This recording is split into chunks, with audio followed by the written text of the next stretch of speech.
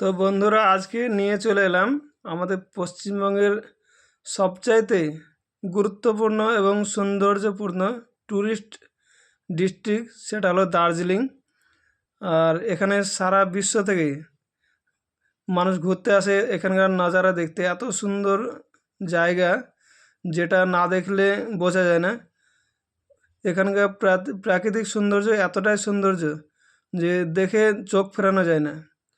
আর এখানে যেদিকে আমরা দেখব, চারিদিকে শুধু চায়ের বাগান, পাহাড়ের গায়ে গায়ে সমস্ত জায়গায় চায়ের গাছ দেখা যায়। খুবই সৌন্দর্য, যার তুলনা করা যায় না। আমাদের পশ্চিমবঙ্গের সবচাইতে ভালো একটা পর্যটন কেন্দ্র। এখানে প্রচুর পরিমাণে মানুষ এই ঘুরতে আসে এই পাহাড় দেখার জন্য। তো দেখো, চারিদিকে দেখতে পাচ্ছ অনেক দূরে দূরে পাহাড়ের শৃঙ্গগুলো। এখন অনেকটা উপর থেকে ভিডিওটা হচ্ছে, তো দেখেই বুঝতে পারছো। যারা এখনও কখনো দার্জিলিং আসেনি, অবশ্যই একবার ঘুরে যাবেন, অবশ্যই ভালো লাগবে। এই মনোরম দৃশ্য এবং এই শীতকালে এখানকার আবহাওয়াটা এতটাই শীত থাকে, এখানে প্রচণ্ড শীত এই সময়। তো পাহাড়ের গায়ে গায়ে ছোট ছোট ঘর দেখা যাচ্ছে। দেখুন, এখানে ঘনবসতি খুবই কম, এলোমেলো হয়ে জায়গা জায়গাতে একটা দুটো করে ঘর দেখা যাচ্ছে।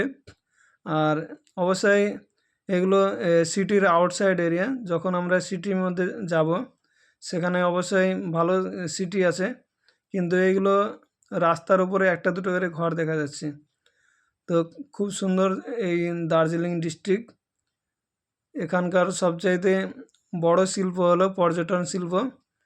এখানকার প্রত্যেকটা মানুষের মেন ব্যবসা হলো পর্যটনের 1 নম্বর গাড়ি ভাড়া এবং হোটেল ব্যবসা। আর এখানে যারা বসবাস করে তাদের আরও একটা কাজ আছে, সেটা হলো চায়ের বাগান। তো প্রত্যেকটা জায়গায় এখানে চায়ের বাগান আছে। এখানকার মানুষ হিন্দি, বাংলা এবং আরও অনেক ভাষা ব্যবহার করে থাকে। তো যারা হিন্দি এবং বাংলা জানে তাদের কোনো সমস্যা হয় না, কারণ এখানে হিন্দি বাংলা দুটোই চলে। তো অবশ্যই যারা দার্জিলিং আসবে, সর্বপ্রথম শিলিগুড়িতে নেমে যাবে।